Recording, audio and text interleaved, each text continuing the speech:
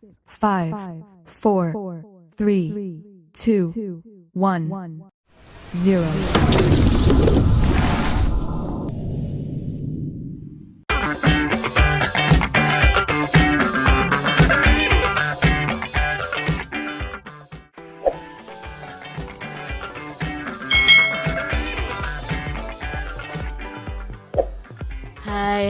Hai. Selamat datang di channel YouTube Kak Citra. Apa kabar adik-adik?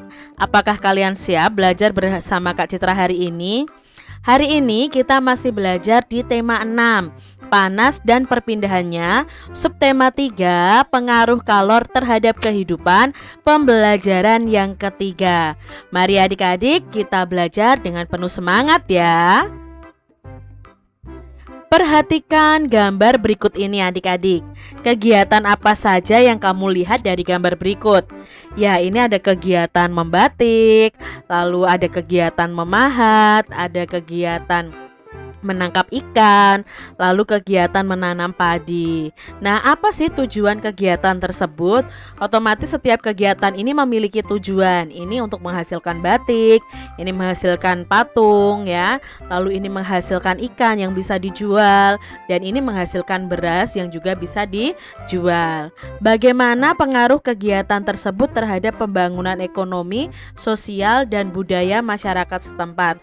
Otomatis ini akan berpengaruh pada pembangunan ekonomi mereka adik-adik. Di tempat-tempat tertentu misalnya ada yang menjadi daerah batik adik-adik. Nah, di situ banyak pengrajin batik. Otomatis orang-orang yang memerlukan batik akan membelinya di kampung batik itu. Contohnya di Solo itu ada kampung batik namanya Lawean. Nah, orang-orang akan datang ke situ untuk membeli batik. Nah, otomatis ekonomi dari masyarakat setempat juga akan naik adik-adik. Nah, bagaimana dengan kegiatan masyarakat yang ada di wilayah tempat tinggalmu? Pasti berbeda-beda ya kegiatan masyarakat di sekitar kita. Mungkin ada kampung batik di sekitar kita, atau yang tinggal di daerah pegunungan mungkin ada petani, lalu di daerah pantai itu ada nelayan. Nah, kegiatan kita itu di masing-masing masyarakat itu berbeda-beda tergantung wilayahnya. Nah, di sini ada bacaan peran masyarakat terhadap lingkungan, sosial, dan budaya. Mari kita simak bersama-sama. Masyarakat Indonesia merupakan masyarakat yang selalu menghargai warisan budaya nenek moyangnya. Bentuk penghargaan tersebut antara lain ditujukan dengan kebiasaan melakukan kegiatan tradisi dalam kehidupannya. Mulai dari peristiwa kelahiran hingga kematian, terdapat tradisi yang terus dijalankan hingga kini. Tidak dimungkiri bahwa ada kecenderungan masyarakat untuk mengurangi kegiatan tradisinya dengan berbagai alasan. Akan tetapi, kesadaran masyarakat untuk kembali menghidupkan tradisi-tradisi nenek moyang kembali meningkat. Tempat-tempat wisata adat menjadi salah satu tempat yang sering dikunjungi masyarakat pada saat liburan. Tempat-tempat wisata yang mengusung tema kembali ke masa lalu dan kembali ke alam menjadi salah satu tujuan wisata yang digemari. Pemerintah dan masyarakat adat menetapkan beberapa desa menjadi desa adat yang dikelola dan dilindungi pemerintah untuk mempertahankan nilai budaya masyarakat adat yang ada. Nah, keberadaan desa adat ini memang beranjak dari keinginan untuk tetap memelihara peninggalan nenek moyang dengan memperhatikan nilai dan kegiatan tradisional. Nah, nilai dan kegiatan tradisi nenek moyang bangsa Indonesia itu selalu menghargai alam sebagai sumber kehidupan. Terdapat beberapa desa adat di Indonesia yang dipelihara dan dilindungi adik-adik dan dijaga baik oleh masyarakat setempat maupun oleh pemerintah setempat. Ada desa adat Bena di Ngada, Nusa Tenggara Timur, lalu desa adat Sade di Lombok, desa adat Wairebo di Nusa Tenggara Timur, desa adat Kampung Naga di Tasikmalaya, desa adat Terunyan itu di Bali, desa adat Pariangan itu di Tanah Datar di Sumatera Barat. Itu merupakan beberapa contoh desa adat yang dipertahankan keberadaan dan keasliannya hingga saat ini. Coba adik-adik cari informasi mengenai desa-desa adat berikut ya. Nah, Kak Citra pernah melihat itu di desa adat Terunyan di Bali, itu melalui televisi ya. Di situ masih menjaga sekali adat istiadat dari nenek moyangnya. Ada juga beberapa desa adat dan kehidupan masyarakat asli yang diperkenalkan ke masyarakat luas melalui beberapa orang setempat yang peduli untuk mempertahankan nilai budaya dan kegiatan tradisinya. Salah satunya adalah desa adat Osing adik-adik di Kemiren, Banyuwangi yang diperkenalkan ke masyarakat luas melalui seorang ahli kopi setempat. Nah, desa ini dikelola untuk mempertahankan tradisi masyarakat Osing sebagai suku asli masyarakat dari Banyuwangi. Andrea Hirata yang dikenal melakukan usaha untuk mengangkat dan mempertahankan pusaka tradisi masyarakat Desa Gatong Belitung di Sumatera Selatan melalui novelnya yang berjudul Laskar Pelangi. Adik-adik pasti tahu ya, novel Laskar Pelangi ini juga difilmkan adik-adik. Nah, itu adalah ciptaan Andrea Hirata. Nah, Andrea Hirata ini mengangkat pusaka tradisi masyarakat Desa Gantong Belitung di Sumatera Selatan. Nah, Andrea ini mengenalkan kehidupan masyarakat Melayu yang tinggal di Desa Gantong, tanah kelahirannya. Diambil dari berbagai sumber adik-adik yang ada di media elektronik. Itu tadi adik-adik informasi mengenai pengaruh dari sosial budaya untuk masyarakat. Adik-adik, berdasarkan bacaan di atas, kita akan bersama-sama menuliskan hal-hal yang kita pahami, hal-hal penting dari setiap bacaan yang ada. Nah, misalnya di sini di paragraf 1 itu isinya adalah masyarakat Indonesia itu selalu menghargai warisan budaya nenek moyangnya. Paragraf kedua itu berisi ada kecenderungan masyarakat itu untuk mengurangi kegiatan tradisinya. Lalu paragraf yang ketiga isinya tentang desa adat itu memelihara peninggalan nenek moyang. Dan di paragraf yang keempat, beberapa desa adat dan kehidupan masyarakat asli yang diperkenalkan ke masyarakat luas. Itu isi dari masing-masing paragraf. Lalu bagaimana bentuk diagram peta pikiran yang bisa kita ambil dari bacaan tadi? Nah, bacaan tadi kan berjudul peran masyarakat terhadap lingkungan sosial budaya. Di paragraf 1, masyarakat Indonesia itu selalu menghargai warisan budaya nenek moyangnya, mulai dari peristiwa kelahiran hingga kematian. Lalu di paragraf kedua, ada kecenderungan masyarakat untuk mengurangi tradisi nenek moyangnya. Namun kesadaran masyarakat itu kembali untuk menghidupkan tradisi nenek moyang supaya lebih meningkat lagi adik-adik. Desa adat ini di paragraf ketiga memelihara peninggalan nenek moyang. Terdapat beberapa desa adat di Indonesia yang dipelihara, dilindungi dan dijaga baik oleh masyarakatnya.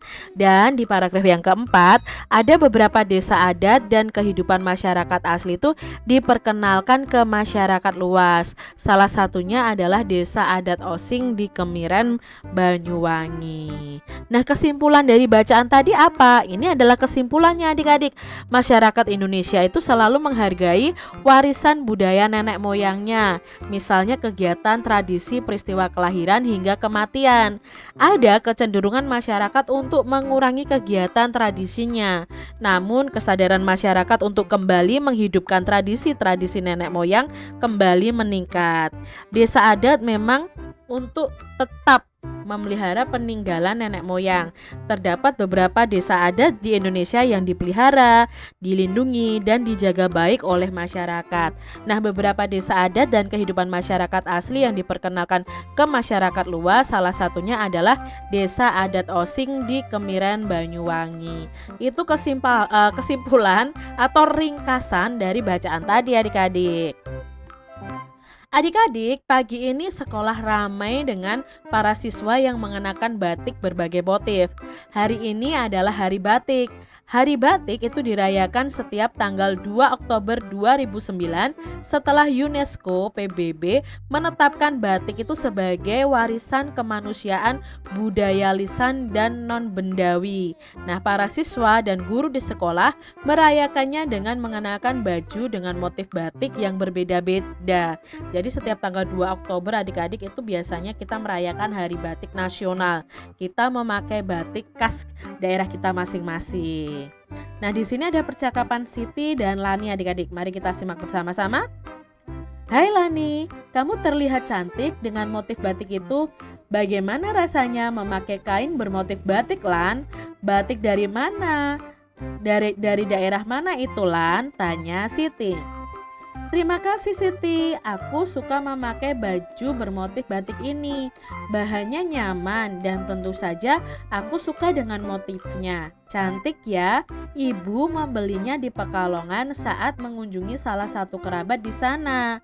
Bagaimana denganmu? Kata Lani. Kata ibu, batikku berasal dari Solo. Warnanya lebih banyak warna alam seperti coklat dan putih. Berbeda dengan motif yang kamu kenakan ya, motif batikmu lebih berwarna. Tetapi aku suka sekali dengan yang ini. Ibu bilang aku terlihat anggun dengan baju motif batik ini.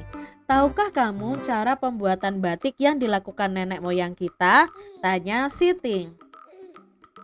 Ya, aku pernah melihatnya di televisi. Setelah membuat pola yang juga diwariskan secara turun-temurun, para pembatik akan memanaskan malam di dalam sebuah wajan logam. Lalu dengan menggunakan canting yang terbuat dari logam juga, mereka akan mulai membatik. Setelah itu, kain yang sudah dibatik akan dicelupkan ke dalam air panas untuk meluruhkan malam, lalu mencelupkannya ke dalam pewarna. Setelah itu, kain akan dijemur di bawah sinar matahari. Jelas, Lani? Wah, kamu tahu betul proses pembuatan batik, Lani. Informasi dari media elektronik seperti televisi memberikan informasi untuk pengetahuan kita ya.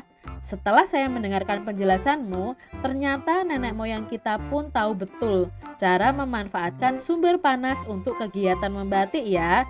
Hebat, saya semakin bangga dan ingin tahu lebih banyak tentang keunikan masyarakat di Indonesia. Kita cari tahu dari media elektronik lainnya yuk, ajak Siti. Nah itu tadi percakapan Siti dan Lani mengenai batik yang mereka kenakan adik-adik. Nah, keunikan suatu daerah dan masyarakatnya kini menjadi modal utama untuk meningkatkan kehidupan masyarakatnya. Banyak daerah yang berusaha menggali potensi daerahnya dan mengembangkannya agar masyarakat itu mendapat banyak manfaat adik-adik. Nah, salah satu contohnya adalah perajin batik Osing di Banyuwangi tadi. Yuk kita simak bersama-sama kisah tentang perajin batik Osing ini. Nah, masyarakat Osing yang tinggal di daerah pesisir ujung timur Pulau Jawa, tepatnya di Kabupaten Banyuwangi, telah lama melakukan kegiatan membatik. Nah, kegiatan ini umumnya dilakukan dalam skala industri rumah tangga. Setiap kelompok pembatik bisa memiliki motif sendiri yang menjadi keunikan dari kelompok tersebut. Dengan semakin tingginya minat masyarakat umum terhadap batik ini, para pelaku industri batik di Banyuwangi pun melakukan banyak terobosan. Salah satunya adalah mengembalikan pemakaian bahan pewarna alami untuk batik mereka. Bahan-bahan yang digunakan adalah berbagai jenis tanaman yang ada di sekitar rumah pengrajin, seperti daun krangkong, itu sejenis kangkung ya adik-adik, daun lamtoro, daun mangga, jati, jengkol, kulit kopi, daun ketepeng, putri malu, dan kumis kucing. Nah, untuk semakin memperkaya penggunaan pewarna alam dan memperbanyak kreasi motif, desainer nasional bernama Merdi Sihombing dilibatkan. Ia diminta oleh pemerintah daerah setempat untuk melatih para pengrajin batik di Banyuwangi yang mayoritas adalah usaha sangat kecil, usaha kecil dan menengah atau disebut dengan UMKM. Nah, Bupati Banyuwangi bernama Abdullah Aswar Anas mengatakan pelatihan yang memadukan antara desainer nasional dan para perajin lokal dilakukan secara berkala dalam rangkaian menuju Banyuwangi Batik Festival dan Swarna Fest yang digelar pada 9 Oktober tahun 2016 lalu. BBF atau Banyuwangi Batik Festival adalah agenda tahunan Banyuwangi untuk mendorong geliat industri batik. Adapun Swarna Fest adalah ajang untuk kreasi industri tekstil berpewarna alam yang digagas oleh Kementerian Perindustrian. Kami terus mendukung para usaha para pembatik untuk meningkatkan produktivitas dan kualitas batiknya. Hal ini akan memberikan pengaruh meningkatnya tingkat ekonomi perajin dan pada pembangunan sosial budaya masyarakat setempat. Dengan batik pewarna alam, para perajin lebih untung karena harga jualnya menjadi lebih tinggi. Apalagi bahan pewarnanya mudah sekali didapatkan di sekitar kediaman para pembatik. Jelas dari Pak Bupati ini adik-adik. Salah satu pengrajin batik Banyuwangi itu dari Sanggar Sekar Bakung sangat antusias dengan pemakaian pewarna alam ini. Ia dan rekan-rekannya mendapatkan banyak manfaat dari pelatihan ini. Salah satunya adalah ia dapat memanfaatkan bahan alami di sekitarnya untuk dijadikan bahan pewarna alami batiknya. Dengan demikian ia tetap dapat memelihara lingkungannya karena pewarna yang digunakan itu sangat ramah lingkungan. Tidak seperti pewarna kimia yang limbahnya itu dapat merusak lingkungan sekitar adik-adik. Nah, ini diambil dari osingningrat.id. Adik-adik, apa tujuan utama diadakannya pelatihan pembatik dengan menggunakan pewarna alami tadi? Apa ya tujuannya adik-adik ya berdasarkan bacaan tadi? Nah, tujuannya adalah semakin memperkaya penggunaan pewarna alam dan memperbanyak kreasi dari motif batik tersebut. Apa manfaat dari kegiatan tersebut bagi para pembatik dan masyarakat Banyuwangi? Otomatis sangat bermanfaat ya adik-adik ya kegiatan tersebut. Nah, manfaatnya apa? Meningkatnya tingkat ekonomi pengrajin dan berdampak pada pembangunan sosial budaya masyarakat setempat. Lalu masyarakatnya atau pengrajin dari batik ini semakin bisa berinovasi, mengkreasi motif dari batik-batiknya.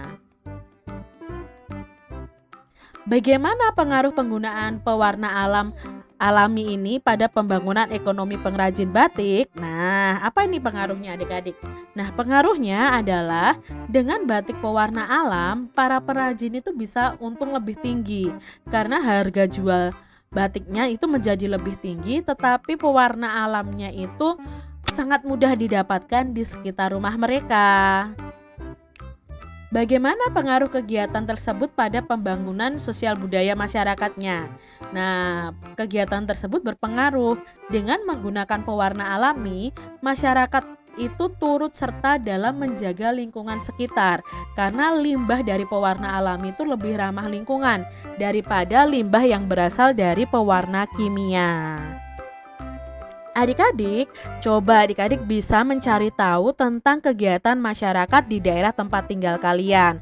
Nah, tempat tinggal kalian itu ciri khasnya apa? Kalian bisa mencari tahu melalui koran ya, atau melalui media elektronik, melalui internet. Bisa seperti contohnya tadi batik osing tadi ya. Kalau kamu pilih salah satu artikel, lalu gunting artikel itu ditempel di kertas gambar dengan ukuran A4. Lalu kamu bisa membaca artikel itu adik-adik. Nah, artikel itu kamu tuliskan apa saja sih nama kegiatannya, tempat dilakukan kegiatan tersebut di mana, lalu tujuannya apa, manfaatnya apa. Nah, kalau sudah selesai, kalian bisa menyampaikan hasilnya kepada guru atau teman-teman kalian. Contoh di sini adalah kegiatan yang ada di sekitar lingkungan Kak Citra nih. Nama kegiatannya adalah pelatihan pembuatan kue. Tempat dilakukan kegiatan itu di Balai RW. Nah, tujuannya apa? Melatih ibu rumah tangga itu untuk membuat kue adik-adik.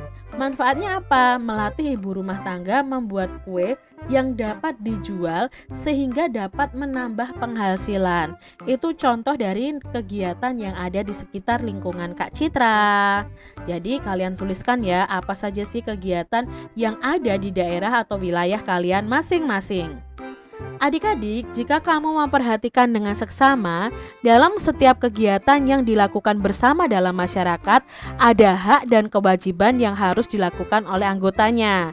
Nah, adik-adik, kamu dan teman sekelompokmu dapat melaksanakannya dengan baik karena setiap pihak yang terlibat itu juga melaksanakan peran dan kewajibannya dengan rasa tanggung jawab. Jadi kalau kalian berkelompok ya, ada tugas kelompok, harus kalian kerjakan sesuai peran kalian dan kewajiban kalian dengan tanggung jawab.